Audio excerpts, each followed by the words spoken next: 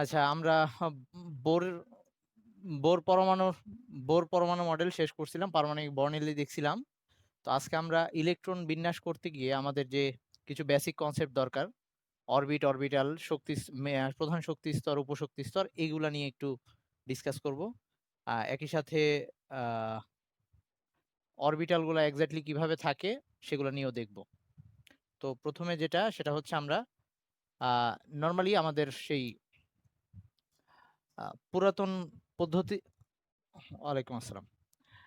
আমরা নর্মালি আগে যে ইলেকট্রন বিন্যাসটা করতাম আর কি, যখন আমরা শুধু বোর পরমাণু মডেলের নর্মাল যে কনসেপ্ট দিয়ে, যে ধর যদি আমরা সোডিয়ামের ইলেকট্রন বিন্যাস করি তখন সেটা এরকম ছিল: সোডিয়ামের 11টা ইলেকট্রন, প্রথম কক্ষপথে 2টা, তারপরেরটায় 8টা। সবার জন্যই কি? ওয়েট ওয়েট ওয়েট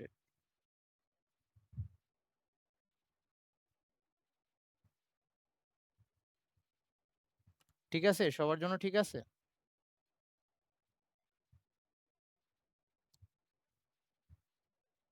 না এখন।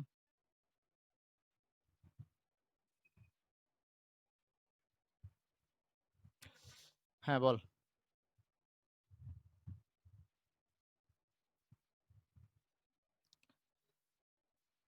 আচ্ছা, আমার অবশ্য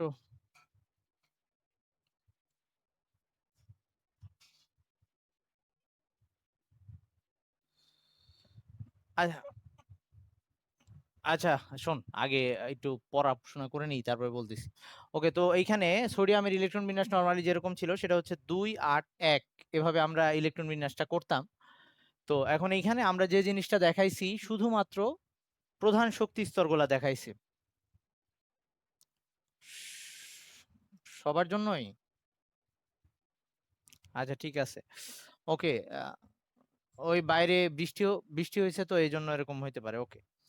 আচ্ছা, তো এখন এইখানে আমরা এক্স্যাক্টলি পরমাণুর চারপাশে ইলেকট্রনগুলো কিভাবে আছে, আর পরমাণু একটা 3 ডাইমেনশনাল জিনিস, সেখানে 3 ডাইমেনশনাল ইলেকট্রনগুলো কিভাবে ঘুরতেছে সেগুলোর কোনো আইডিয়া পাই না।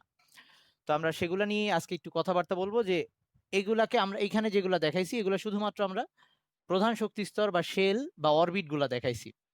তো এই শেল বা প্রধান শক্তি স্তরগুলার এগুলার আবার কিছু ভাগ আছে যেগুলোকে আমরা উপস্তর বা সাবশেল বলি। তো আমরা ওটা নিয়ে একটু দেখতেছি। তাইলে প্রথমে হচ্ছে আমরা শেল নিয়ে জানবো কিছু, আর হচ্ছে উপশেল বা সাবশেল নিয়ে জানবো। তো শেল, যেটা শেলকে আমরা নর্মালি এন দ্বারা প্রকাশ করি। ওকে, এন দ্বারা প্রকাশ করি,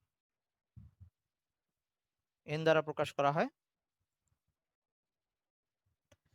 আর এখানে এন এর মান 1 থেকে শুরু করে আপ টু ইনফিনিটি পর্যন্ত হইতে পারে। এন এর মান 1 থেকে শুরু করে আপ টু ইনফিনিটি হইতে পারে। 3 নাম্বার হচ্ছে এই শেলগুলা সাধারণত মানে শেলগুলা যেগুলো আমরা দেখাই এরা দ্বিমাত্রিক, এরা হচ্ছে দ্বিমাত্রিক। আর তারপরে হচ্ছে এই এন, একটা শেলের মধ্যে সর্বোচ্চ ইলেকট্রন কয়টা থাকতে পারবে সেটা আমরা 2n² দিয়ে বের করতে পারবো। 2n² দ্বারা সর্বোচ্চ ইলেকট্রন ধারণ ক্ষমতা নির্ণয় সম্ভব।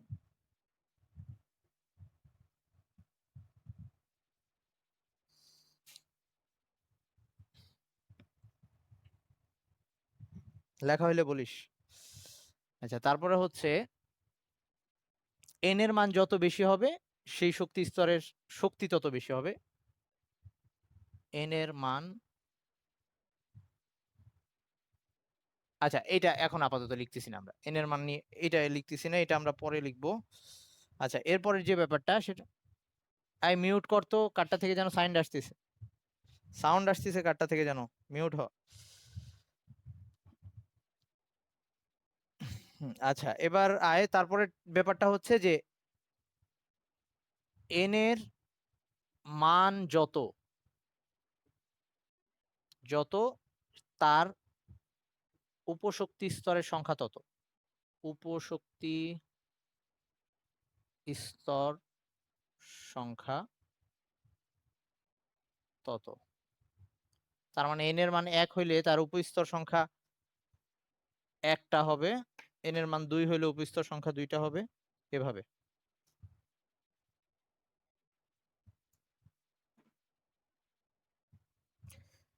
এই লেখাগুলো লেখা হইলে বল, আমি পরের জিনিসে যাব। এটা হচ্ছে শেল। সবার লেখা শেষ? ওকে, তাহলে এবার আমরা সাব শেলে চলে যাচ্ছি, বা উপশেল বা দ্বিমাত্রিক মানে হচ্ছে এটার 3 ডাইমেনশনাল না, 2D। এটা জাস্ট এই যে বোর্ডে বৃত্ত আঁকতেছি, এটা জাস্ট একটা এরিয়া বুঝাচ্ছে, স্পেসে কোনো জায়গা নাই আর। ওকে, আচ্ছা, এবার সাবশেল বা উপশক্তি স্তর যেটা, এটাকে আমরা যেটা দিয়ে প্রকাশ করি সেটা হচ্ছে এল। এল দ্বারা প্রকাশ করব এটাকে, এল দ্বারা প্রকাশ করি। আর এল এর মান উপশক্তি স্তর, আগেরটা ছিল শক্তি স্তর, এটা হচ্ছে উপশক্তি স্তর বা শুধু উপস্তর আর কি, শুধু উপস্তর বলা যায়, উপস্তর।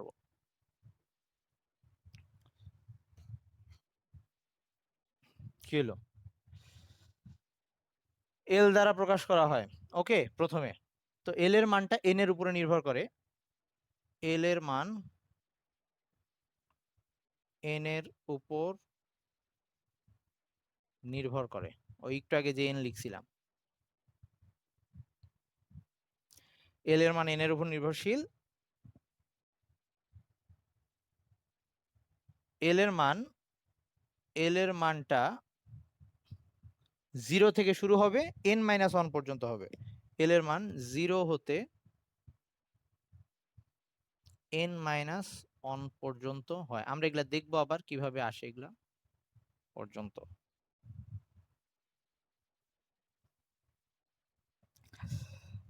আর এল ইকুয়ালস টু যখন 0 আর কি, এল এভাবে একটা চার্ট করে দিই। এল যখন 0, সেটা দিয়ে আমরা এস উপস্তর বুঝতেছি। এটাকে আমরা উপস্তরটাকে আমরা এস দিয়ে বুঝাই। তারপর এল এর মান যখন 1 তখন সেটাকে আমরা পি উপস্তর বলি। যখন এল এর মান 2 তখন সেটাকে আমরা ডি উপস্তর বলি। এভাবে এল এর মান যদি 3 হয় তখন সেটাকে আমরা এফ উপস্তর বলি। এল এর মান 0 হইলে এস, 1 হইলে পি উপস্তর, 2 হইলে ডি, আর 3 হইলে এফ উপস্তর। এই উপস্তরগুলোকে এভাবে সিম্বল দেওয়া হয়। আচ্ছা, এইবার আরো কিছু লিখতে হবে এখানে। আচ্ছা আচ্ছা, ওকে ওকে, তোল তোল, সমস্যা নেই।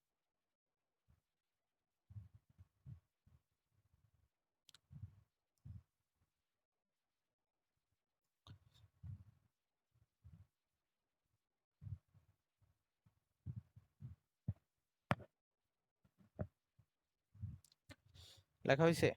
উপরের পয়েন্টগুলো মুছি, ওগুলা তো হয়েছে। উপরের পয়েন্ট, উপরেরটা মুছি। আচ্ছা আচ্ছা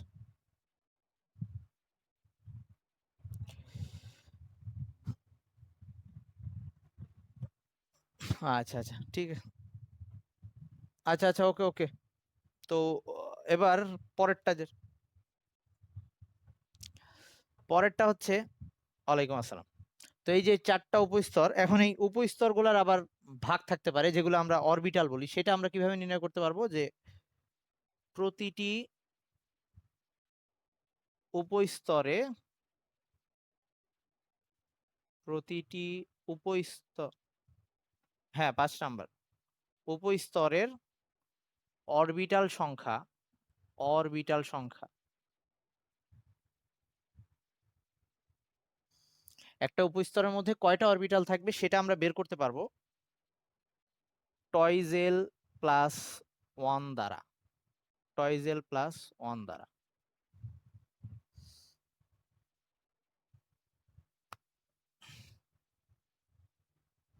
এবার 6 নাম্বার, না শেষ হয় নাই।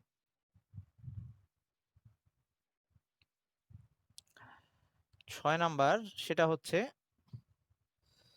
এই ওই যেমন শক্তি স্তরের মধ্যে ইলেকট্রন সংখ্যা বের করতাম আমরা 2n² দিয়ে, এরকম একটা উপস্তরের মধ্যে টোটাল ইলেকট্রন সংখ্যা আমরা বের করব। উপস্তরের ইলেকট্রন ধারণ ক্ষমতা সেটা নির্ণয় করতে হবে এইটার সাথে 2 গুণ দিয়ে আর কি, 2 ইন্টু টয়েজেল প্লাস 1 দ্বারা নির্ণয় করা যায়। 2 ইন্টু টয়েজেল প্লাস 1 দ্বারা নির্ণয় করা যায়। ওকে, এবার লাস্ট পয়েন্ট।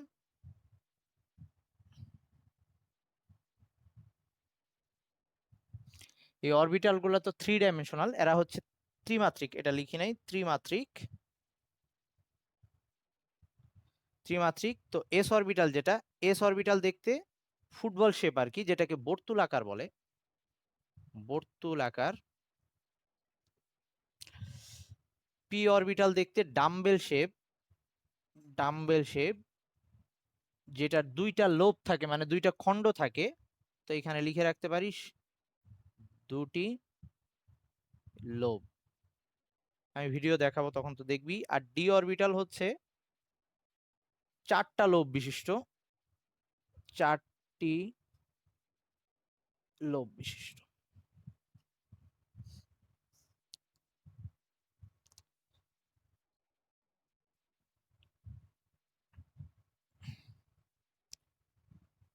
ওকে, আর এফ নিয়ে দরকার নাই, এফ এর গঠনটা অনেক জটিল, তো আমাদের আপাতত এসপিডি তেই সীমাবদ্ধ থাকবে আর কি 9-10 পড়াশোনা। ইন্টারে এফ নিয়ে ওরকম কথাবার্তা নাই, পরবর্তীতে যদি হায়ার কেমিস্ট্রি পড়াশোনা করতে যাস তখন লাগতে পারে। আচ্ছা, এটুক সবার লেখা হইলে আমি মুছবো। 2টি লোব, খণ্ড, লোব মানে খণ্ড, LOBE। হ্যাঁ ভাই বল। হ্যাঁ, আচ্ছা আমি বলছি উপস্তরের আকৃতিগুলো হচ্ছে ত্রিমাত্রিক, আর এসটা হচ্ছে বর্তুলাকার। বর্তুলাকার বলতে স্ফেরিক্যাল বোঝাচ্ছে, আই মিন গোলক শেপ। ওকে, ওটাকে বর্তুলাকার শেপ বলে। পি হচ্ছে ডাম্বেল শেপের, মানে 2টা লোব থাকে, আমি দেখাবো একটু পরে ভিডিও। ডি হচ্ছে 4টা লোব থাকে, ওগুলাও দেখাবো আমি কিরকম করে থাকে। এটুক সবার লেখা হয়েছে কিনা? আচ্ছা, তাইলে আমরা একটু এতক্ষণ যেগুলো শিখলাম তো সেটার একটা আহ, মানে একটা চার্ট করব, যে তার মানে কোন আহ, আহ, শক্তি স্তরের মধ্যে কয়টা করে উপস্তর থাকবে বা অরবিটাল থাকবে সেটা আমরা একটু দেখতে যাচ্ছি। আচ্ছা,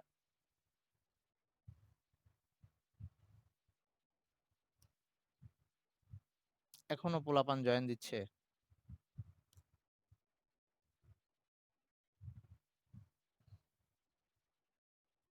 আচ্ছা, তোদের কি এইসব কথা শুনলে নিহাকে কানের নিচে 2-1টা লাগাইতে ইচ্ছা করে না মাঝে মাঝে নাকি?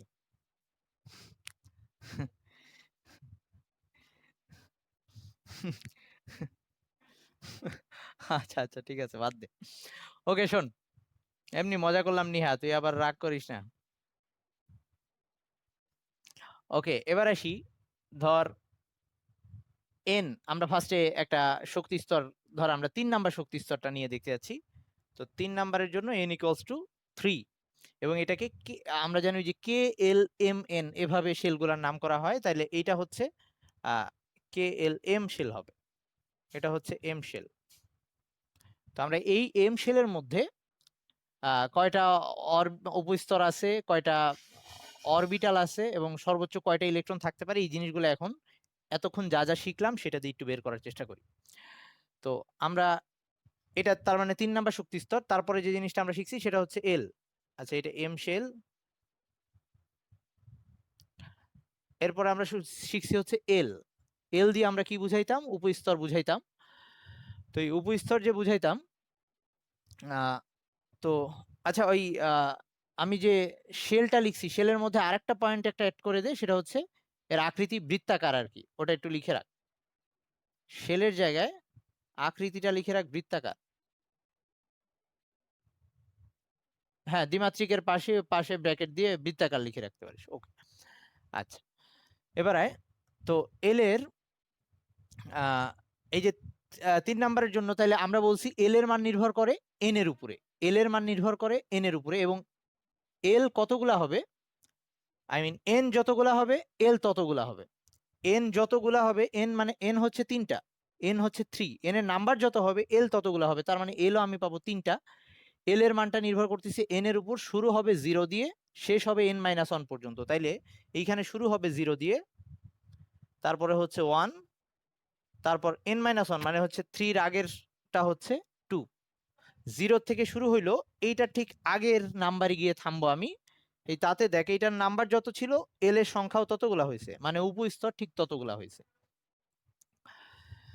এখন আমরা এই এল দিয়ে যেহেতু উপস্তর বুঝাই, তার মানে এস, আমি বলছি যে এল এর মান যখন 0 হবে সেটা দিয়ে আমরা এস উপস্তর বুঝাই, তার মানে 3 নাম্বার কক্ষপথে একটা উপস্তর আছে যেটা 3s দিয়ে লিখবো, যেহেতু 0-র জন্য এস, আর এই যে এন এর মান 3। এরকম এল এর মান যখন 1 হয় সেটা দিয়ে আমরা পি উপস্তর বুঝাই, তো সেই উপস্তরটাকে আমরা পি দিয়ে দেখাবো, সামনে 3 আসছে কারণ এখানে এন এর মান 3। এরকম 2 যেহেতু এল এর মান, এটা দিয়ে আমরা ডি উপস্তর বুঝাই, যেহেতু 3 নাম্বার শেলের, এই জন্য লিখলাম 3D। তাহলে এখন আমি যেটা দেখলাম সেটা হচ্ছে 3 নাম্বার কক্ষপথটা যেটা বৃত্তাকার ছিল, সেটা আরো 3টা উপস্তরে ভাগ আছে। তার একটা উপস্তরের নাম হচ্ছে 3s, আরেকটা হচ্ছে 3p, আরেকটা হচ্ছে 3d। এবং আমরা বলছি এই উপস্তরগুলো আবার কয়েকটা অরবিটালে ভাগ থাকে, তো সেইটা নির্ভর করে আবার কিসের উপর, সেটা আমরা কিভাবে বের করতে পারি? টয়েজেল প্লাস অন দ্বারা বের করতে পারি। তাহলে এই উপস্তরগুলোর আবার কয়টা অরবিটাল আছে সেটা যদি বের করতে চাই, তাইলে উপস্তরের অরবিটাল সংখ্যা এখানে লিখতেছি, অরবিটাল সংখ্যা, অরবিটাল সংখ্যা, অরবিটাল সংখ্যা যেটাকে আমরা বের করব টয়েজেল প্লাস 1 দ্বারা। অরবিটাল সংখ্যাটা বের করব টয়েজেল প্লাস 1 দ্বারা। তাইলে এবার যখন এস অরবিটাল, সরি এস উপস্তর, এস উপস্তর এটার জন্য এল এর মান হচ্ছে 0, এস উপস্তরের জন্য এল এর মান 0। তাহলে আমি যদি এখানে এল এর মান 0 বসাই, তাহলে সেটা আসতেছে, এই 2 তো 0 হয়ে যাচ্ছে, শুধু 1 আসতেছে, তার মানে এখানে উপস্তর অরবিটাল সংখ্যা হচ্ছে একটা। 3s এ আর কোনো ভাগ নাই, জাস্ট একটাই অরবিটাল, 3s অরবিটাল, মানে 3s উপস্তরটাকে আমরা আবার 3s অরবিটাল বলতে পারবো, কারণ তার আর কোনো ভাগ নাই।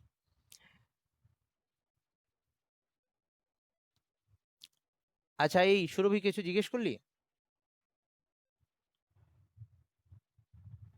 আরেকবার বলবো, আমরা প্রত্যেকটা উপস্তরের মধ্যে আবার ভাগ থাকতে পারে, যেগুলোকে আমরা অরবিটাল বলতেছি, মানে শেলের ভাগ হচ্ছে সাবশেল, এই সাবশেলগুলো আবার ভাগ হলে সেগুলোকে আমরা অরবিটাল বলতেছি।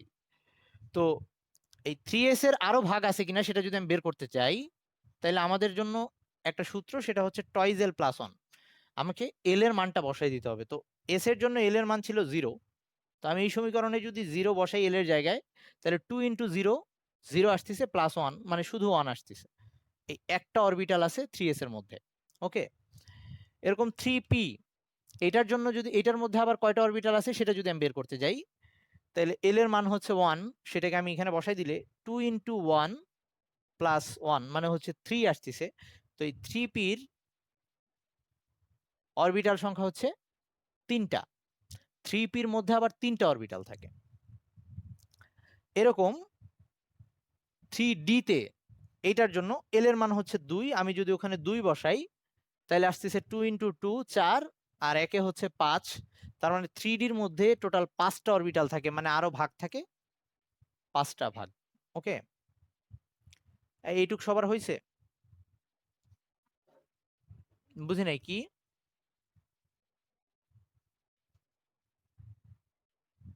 আচ্ছা, আমি এইটা শেষ করে আমি ভিডিওটা দেখাচ্ছি, সমস্যা নেই। ওকে, এখন এই যে এই 5টা অরবিটাল গুলা, ওকে সবাই কি একমত যে আগে ভিডিওটা দেখবি তোরা? আচ্ছা ঠিক আছে, তাহলে এই পর্যন্ত থাকুক, আগে আমি ভিডিওটা দেখাই নিয়ে আসি, তাহলে বুঝতে সুবিধা হবে। আচ্ছা ওয়েট, আমাকে একটু টাইম দে, আমি ভিডিওটা বের করে নিই। ওকে, সবাই খেয়াল কর, তাহলে এটা দেখলে এটা দেখলে অনেকখানি ক্লিয়ার হয়ে যাবে। ধর এটা হচ্ছে আমাদের কার্বন পরমাণু। ওকে, এই কার্বন পরমাণুটাকে এখন আমরা কেটে দেখব যে এটার ভিতরে অরবিটাল গুলা বা ইলেকট্রন গুলা কিভাবে অ্যাকচুয়ালি আছে। তো আমরা জানি কার্বন পরমাণুর মধ্যে 6টা ইলেকট্রন থাকে। তো এটাকে যদি আমরা কাটি, এটা হচ্ছে তার অরিজিনাল শেপ। তো অরিজিনাল শেপ একদম মাঝখানে যে লাল বৃত্তটা দেখতেছিস বা লাল গোলকটা দেখতেছিস, এগুলো সব 3 ডাইমেনশনাল জিনিস। তো এই লালটা হচ্ছে নিউক্লিয়াস, একদম ভিতরের যে লালটা সেটা হচ্ছে নিউক্লিয়াস। এর বাইরে দিয়ে একটা আবছা গোলক দেখা যাচ্ছে, একটু পরে বোঝা যাবে ঠিকঠাক মতো। এই যে এই গোলকটা হচ্ছে অনেস অরবিটাল, মানে 1 নাম্বার কক্ষপথের যে উপস্তর সেটা হচ্ছে অনেস অরবিটাল। আমি লিখে দিছিলাম যে এস অরবিটাল গুলা দেখতে বর্তুলাকার শেপ, মানে এরকম ফুটবল শেপ। ওকে, এবং এর মধ্যে দেখ সবুজ দুইটা যে বিন্দু দেখতেছিস ওটা হচ্ছে ইলেকট্রন। তো এটা হচ্ছে অনেস অরবিটাল, এটার মধ্যে 2টা ইলেকট্রন থাকে। এরপরে যে আরেকটা বড় বল দেখতেছিস, মানে ওই অনেসের বাইরে ওই পুরাটাকে ঘিরে আরেকটা ফুটবলের মতো শেপ, এটা হচ্ছে 2s। এটা হচ্ছে 2 নাম্বার কক্ষপথের প্রথম উপ উপস্তর 2s। ওকে, এরও ভাগ একটাই, সব এস এর ভাগ একটাই। আচ্ছা, এবার পি এ চলে যাই। আমি বলছি পি অরবিটাল গুলা হচ্ছে ডাম্বেল শেপ। ডাম্বেল মানে এই যে এরকম দুই সাইডে এই শেপ, আর হচ্ছে মাঝখানে ওরকম চেপে আসে।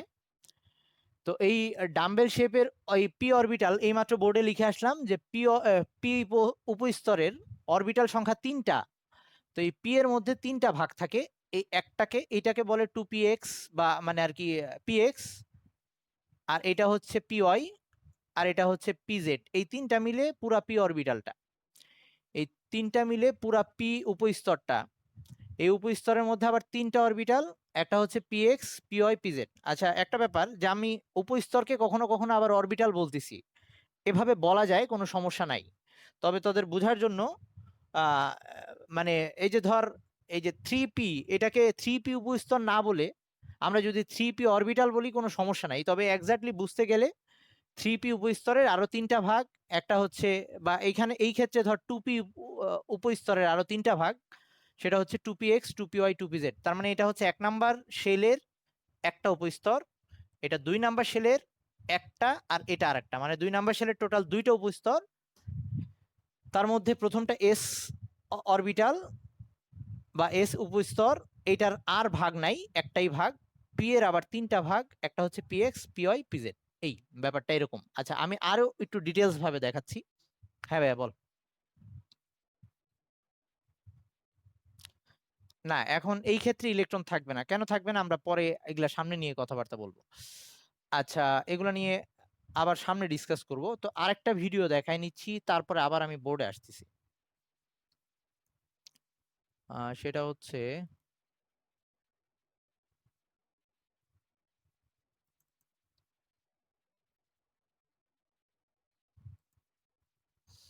ধরে স্ক্যান্ডিনিয়াম। তো আমরা এটার উম, এই এস এই পুরা ইলেকট্রন বিন্যাসে, হ্যাঁ এটা দেখাইছি। তো যারা পাস নাই আর কি, যারা দেখিস নাই তাদের জন্য, স্ক্যান্ডিনিয়ামের যে 21টা ইলেকট্রন আছে, স্ক্যান্ডিনিয়ামের ক্ষেত্রে প্রথমে এইখানে আমরা এই 3টা অক্ষের যেখানে ছেদ বিন্দু সেটাকে নিউক্লিয়াস হিসাবে ট্রিট করতেছি। তো নিউক্লিয়াসের এখানে নিউক্লিয়াস আলাদা করে দেখানো হয় নাই। এই নিউক্লিয়াসের বাইরে দিয়ে প্রথমে একটা এরকম ফুটবল শেপের অরবিটাল থাকে, এটাকে আমরা অনেস বলি। তো তার বাইরে দিয়ে এরকম আরেকটা ফুটবল শেপ, যেটা একটু আগেও দেখে আসছি, সেটাকে আমরা 2s বলি। এবং তারপরে এই পি গুলা হচ্ছে ডাম্বেল শেপের, এরা সবাই কিন্তু 3 ডাইমেনশনাল। আচ্ছা, এই যে এটা এক্স অক্ষ বরাবর বসলো, এটাকে আমরা px, 2px বলি। এরকম যেটা অয় অক্ষ বরাবর বসে সেটাকে আমরা 2py বলি। এরপর লম্বালম্বি ভাবে 2pz। তো 2 নাম্বার স্তর শেষ হইলো, এবার 3 নাম্বার স্তরে এটা হচ্ছে 3s। সব এস দেখতে একই শেপ, খালি আকার বড়। এটা হচ্ছে 3px, সবগুলা পি দেখতে একই শেপ, জাস্ট আকার বড় হচ্ছে। ওকে 3px, এবং সবার সেন্টার কিন্তু একই জায়গায়, এরকম। এটা হচ্ছে 3py, এরপর 3pz আসবে। আচ্ছা, এরপরে 3d। আচ্ছা আচ্ছা, এবার হচ্ছে আচ্ছা, আগে আসার কথা ছিল 3d, কিন্তু আগে আসতেছে 4s। কেন 4s আসতেছে, কেন আসতেছে সেটা নিয়ে আমরা সামনে ডিসকাস করব। হ্যাঁ সেটাই। তো ওগুলা কিভাবে বের করা যায় সেগুলো আমরা সামনে কথা বলবো। ওকে, এই ডি অরবিটাল গুলা 5টা থাকে, আমি বলছি ডি অরবিটালের 4টা লোব, কিন্তু এখানে এই ডি জেড স্কোয়ারের শেপটা একটু স্পেশাল। কেন এরকম হয়েছে সেটাও পরে দেখাবো, যদিও এখানেও 4টা লোব আছে, এখন বোঝা যাচ্ছে না। এই যে ডি জেড স্কোয়ার, এটার নাম হচ্ছে ডি জেড স্কোয়ার, আমি নামগুলো একটু পরে লিখে দিব। এই যে এখন 4টা লোবের আর একটা ডি অরবিটাল আসছে, এদের 4টা খণ্ড থাকে আর কি। এটার নাম D X square Y square. এখানেও 4টা লোব, দেখতে সেম কিন্তু অক্ষ ডিফারেন্ট, সো এটার নাম ডি এক্স ওয়াই। এটা হচ্ছে ডি জেড এক্স বা ডি এক্স জেড, আর ফাইনালি ডি ওয়াই জেড। তো এরকম 5টা ডি অরবিটাল থাকে ওই ডি উপস্তরে। আচ্ছা, তো পুরা অ্যাটমটাকে যদি আমরা দেখি এরকম দেখা যায় অ্যাটমটা। আচ্ছা, তাহলে আরেকটা জিনিস একটু দেখাই নেই যে ডি অরবিটালের শেপ গুলা এক্স্যাক্টলি কিরকম, ওটা দেখানোর পরে আমি আবার বোর্ডে আসতেছি। ডি অরবিটাল গুলো একটু দেখাই আসি।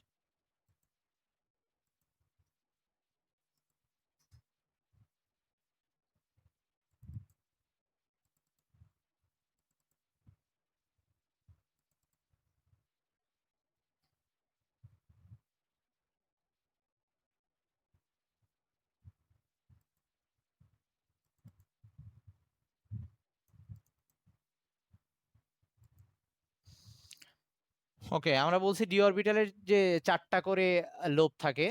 তো আমরা এখন এখানে আহ, দুইটা অক্ষ দেখানো হচ্ছে এক্স আর ওয়াই, মাঝখানে জেড অক্ষটা আছে যেটা বাইরের দিকে আছে, এই জন্য আমরা বুঝতে পারতেছি না। একটু পরে যখন এই অক্ষটাকে ঘুরাবে তখন বুঝবো। এখানে 3টা অক্ষই আছে। তো এই প্রথম যে ডি অরবিটাল, যেটার নাম হচ্ছে ডি এক্স ওয়াই, সেটা এভাবে থাকে। দুইটা লোব থাকে এক্স বরাবর, আর দুইটা লোব থাকে ওয়াই বরাবর। আচ্ছা স্যার, এটার নাম এক্স এক্স ওয়াই না, এটার নাম হচ্ছে D X square Y square. এই অরবিটালটার নাম হচ্ছে D X square Y square. মানে যখন অরবিটাল গুলা সরাসরি এক্স আর ওয়াই বরাবর থাকবে তখন সেটা এক্স স্কোয়ার ওয়াই স্কোয়ার, আর যখন এই যে এক্স আর ওয়াই এর মাঝে থাকবে তখন এটার নাম হচ্ছে ডি এক্স ওয়াই। এভাবে যখন থাকে তখন এটার নাম হচ্ছে ডি এক্স ওয়াই। আচ্ছা, এখন এই যে এক্স আর জেড অক্ষ দেখানো হচ্ছে, যখন এক্স আর জেড বরাবর থাকবে তখন এটার নাম হবে x square z square, D X square z square. যদি আমরা এরকম কোন অরবিটাল একটু আগে দেখি নাই। তারপর যখন এক্স আর জেড এর মধ্যে থাকবে 4টা লোব, তখন সেটার নাম হবে x Z, D X Z বা ডি জেড এক্স। ওকে, এবার লাস্ট যেটা বাদ আছে সেটা হচ্ছে ওয়াই জেড আর কি। তো এইরকম যখন ওয়াই আর জেড অক্ষ বরাবর থাকবে তখন সেটার নাম হবে হচ্ছে d y square z square. আর যখন ওয়াই আর জেড এর মাঝামাঝি থাকবে তখন সেটার নাম হবে ডি ওয়াই জেড। তো এখন কোশ্চেন হচ্ছে, আমি বললাম ডি অরবিটাল 5টা, কিন্তু এখানে আমরা দেখতেছি ডি অরবিটাল 6টা। তো এক্স্যাক্টলি যে কাহিনীটা এখানে হবে, এই দুইটা অরবিটাল একসাথে হয়ে একটা অরবিটাল বানাবে। সেটা কিভাবে বানায় খেয়াল কর। এই দুইটা অরবিটাল এক্স্যাক্টলি এরকম একটা আরেকটার সাথে মিশে গিয়ে নতুন একটা শেপ হয়ে যায়, যেটা প্রথমে দেখছিলাম, যেটা অন্যগুলোর তুলনায় একটু ডিফারেন্ট। এই এরকম ডিজেড স্কোয়ার হয়ে যায়, তখন এই যে দুই সাইডের লোব বেশি মোটা হয়ে যায় আর মাঝখানের ওই 4টা লোব চিকন হয়ে যায়, একটু ছোট হয়, চেপে আসে। তো তখন এইটাকে দেখতে অনেকটা বলয়ের মতো লাগে, এটাকে অনেকটা বলয়ের মতো লাগে। তো এইটাকে আমরা ডিজেড স্কোয়ার বলি। তো টোটাল আমাদের, তার মানে ব্যাপারটা এরকম দাঁড়াচ্ছে, সবগুলাই 4টা লোব বিশিষ্ট ছিল, কিন্তু এই দুইটা একসাথে মিশে একটা স্পেশাল শেপ হয়ে গেছে। তো এই শেপটাকে আমরা এই যে এভাবে দেখাই আর কি। ওকে, এভাবেই মেনলি বেশি দেখানো হয়। আচ্ছা, তাহলে সবাই মনে হয় মোটামুটি অরবিটাল দেখতে কেমন এটুকু বুঝে গেছিস। আমি আবার বোর্ডে আসতেছি, বোর্ডে এসে আবার ব্যাখ্যা করতেছি। ওকে, তাহলে আমরা এখন এই অরবিটাল গুলার শেপ দেখে গেছি, বা অরবিটাল গুলা কিভাবে থাকে এটাও বুঝে গেছি। তাহলে আমরা এখন এটার সাথে একটু মিলাই। এই ধর 3 নাম্বার কক্ষপথ, 3 নাম্বার কক্ষপথে আমরা দেখছি যে এস আছে, পি আছে, ডি আছে, এবং এস এর মধ্যে দেখলাম একটাই গোলক আকৃতির অরবিটাল থাকে, ওই একটা। পি এর মধ্যে দেখলাম 3টা থাকে, সেটাই যেই সূত্র থেকে বের করছি। ডি এর মধ্যে দেখলাম 5টা থাকে। হ্যাঁ ভাই, অন করছি। আচ্ছা, তো এখন এই একইভাবে আমরা যদি 4 নাম্বার কক্ষপথের জন্য যাই, তাহলে ব্যাপারটা কিরকম দাঁড়াবে। আচ্ছা, এখানে নামগুলো একটু লিখে দিই। তাহলে এটা ছিল অরবিটাল সংখ্যা, আর এখানে হচ্ছে অরবিটাল নামগুলো লিখে দিচ্ছি। তো উপস্তরের আবার ভাগ যেটা, সেটা হচ্ছে অরবিটাল। কিন্তু যেমন ধর 3s এর আর কোনো ভাগ নাই, তো এই 3s উপস্তরটাকে আমরা 3s অরবিটাল বলতে পারি। এরকম এই 3p দেখলাম 3টা ভাগ আছে, তার মানে এই 3s উপস্তরের অরবিটাল শুধু 3s। আর 3p 3টা ভাগ দেখছি, একটা হচ্ছে 3px, আর একটা হচ্ছে 3py, আর একটা হচ্ছে 3pz। ওকে, তো এইগুলাকে আমরা এক একটা অরবিটাল বলতেছি। আর ডি এর 5টা ভাগ দেখছি, সেটা হচ্ছে 3d, একটা ছিল xy, 3d yz, আরেকটা ছিল 3d zx, তারপর ছিল 3d x square Y square, x square minus y square, আর লাস্টে ছিল 3d জেড স্কোয়ার, যেটা একটি স্পেশাল শেপ ছিল। এরকম 5টা ছিল।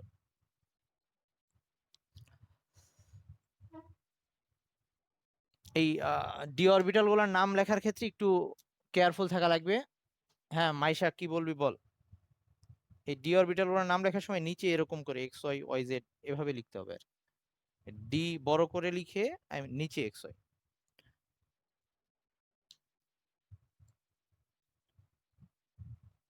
সবার এটুক লেখা হয়েছে?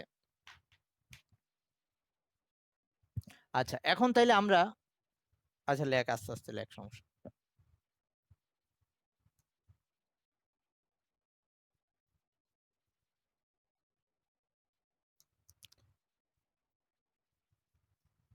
বুঝি নাই মাইশা, আবার বলতো।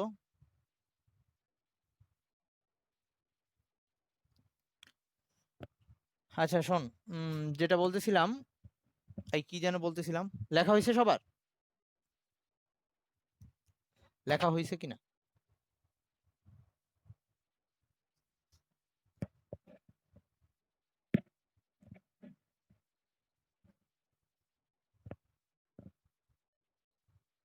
হ্যাঁ সেটা দিব, সমস্যা নাই। আর বাকিটা তারপরে কি বললি? জানাই দিব তোরে আমি, সমস্যা নেই।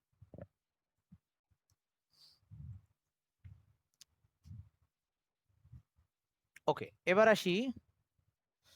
আহ, এই যে অরবিটাল গুলা, এগুলোর মধ্যে কয়টা করে ইলেকট্রন থাকবে, এই যে উপস্তর গুলাতে কয়টা ইলেকট্রন থাকে, এটা আমরা কিভাবে বের করছিলাম? এটা বের করছিলাম 2 × 2 দিয়ে। তা আমি একটু এগুলা মুছে দিচ্ছি। এই সাইডে, এই সাইডে আমি উপস্তর গুলার ইলেকট্রন সংখ্যা লিখতেছি। তোদের খাতায় যদি জায়গা থাকে তাহলে ওই সাইডে ওটা অ্যাড করবি, আর নাইলে নিচে অ্যাড কর, সমস্যা নাই। মানে পরীক্ষার হলে এটাকে এক চার্টের মধ্যেই করা লাগবে। তো এই উপস্তর গুলাতে কয়টা ইলেকট্রন থাকে সেটা বের করতে যাচ্ছি। এটা কিন্তু ওই সাইডে পরে হবে আর কি। হ্যাঁ, ইলেকট্রন সংখ্যা, উপস্তর ইলেকট্রন সংখ্যা। তো এটা কি দিয়ে বাইর করা লাগে? আমরা সূত্র লিখছি, জাস্ট ওইটার সাথে 2 গুণ দেওয়া লাগে। 2 × 2l+1, 2 × 2l+1, এটা দিয়ে বের করতে হবে উপস্তরের মধ্যে কয়টা ইলেকট্রন থাকে। তাইলে এস এর জন্য এল এর মান ছিল 0। আচ্ছা, এল এর মানগুলো আবার এখানে একটু লিখি। এস এর জন্য এল এর মান ছিল 0, পি এর জন্য 1 ছিল, ডি এর জন্য 2 ছিল। হ্যাঁ ভাই বল।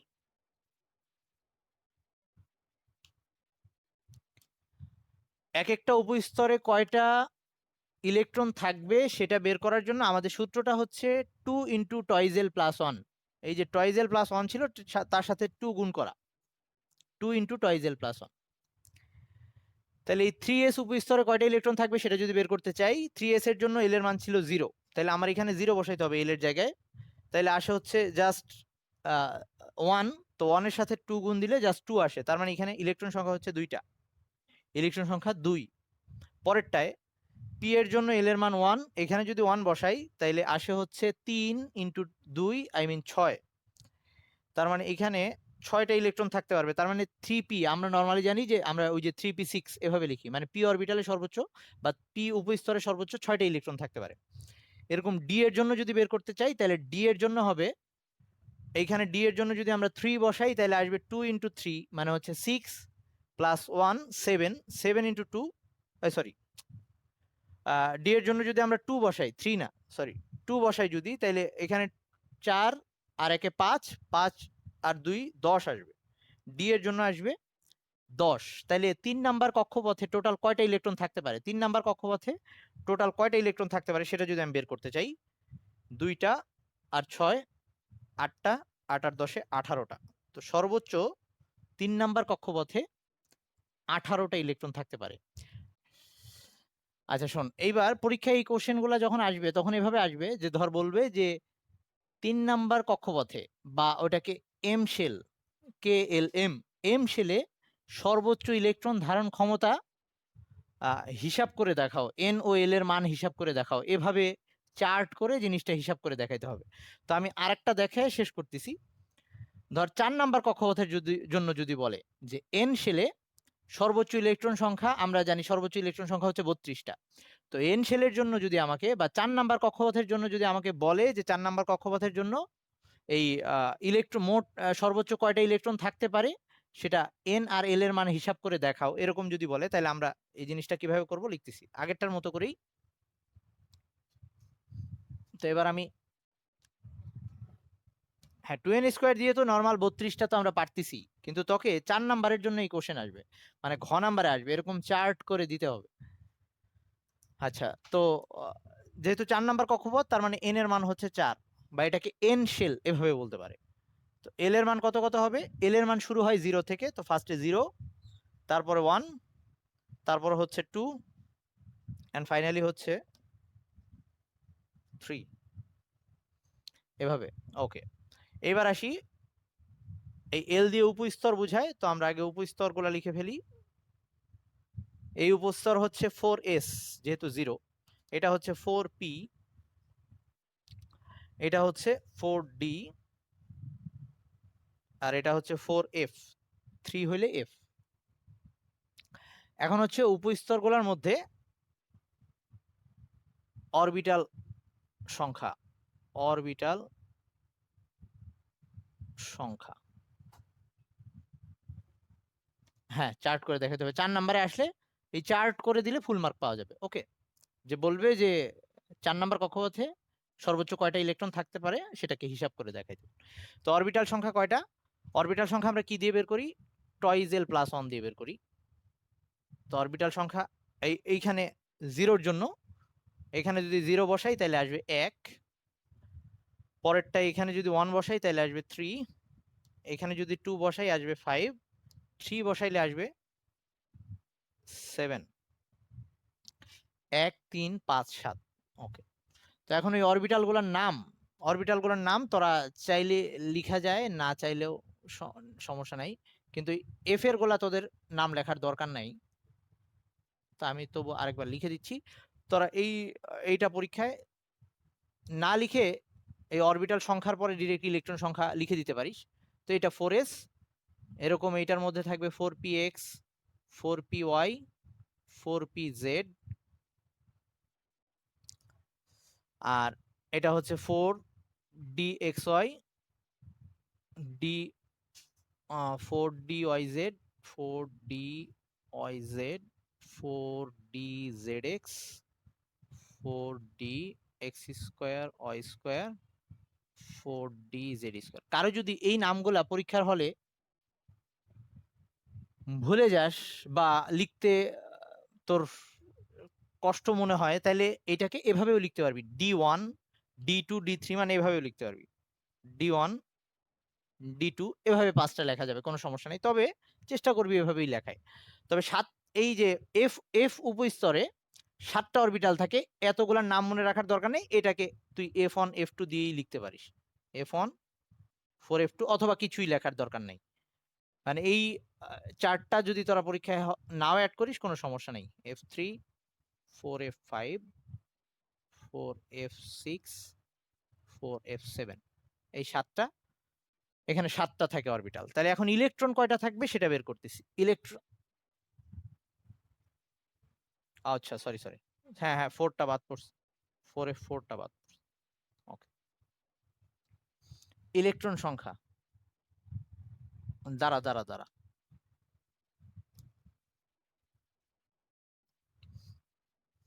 এবার হচ্ছে ইলেকট্রন সংখ্যা। ইলেকট্রন সংখ্যা কিভাবে বের করি? এইটার সাথে 2 গুণ দিতে হয়, মানে জাস্ট এই রোতে যা যা আছে এটার সাথে 2 গুণ দিব।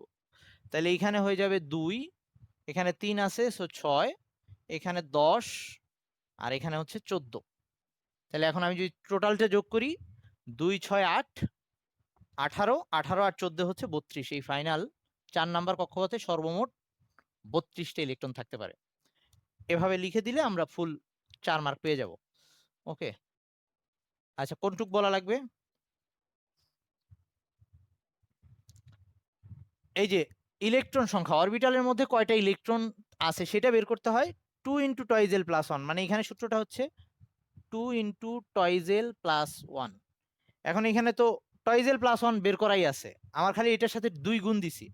1-এর সাথে 2 গুণ দিলে 2 আসে, 3-এর সাথে 2 গুণ দিলে 6 আসে, 5-এর সাথে 2 10, এরকম 7 2 14। তাইলে মোট তার মানে বোঝা যাচ্ছে 4s এর মধ্যে 2টা ইলেকট্রন থাকবে, p এর মধ্যে 6টা থাকবে, 4d এর মধ্যে 10টা থাকবে, 4f এর মধ্যে 14টা ইলেকট্রন থাকবে। টোটাল 4 নাম্বার স্তরে তার মানে টোটাল 32টা ইলেকট্রন থাকবে। এটা হচ্ছে কথা। এইটুক সবাই বুঝছিস? আচ্ছা তাহলে এই পর্যন্ত থাকবে আজকে।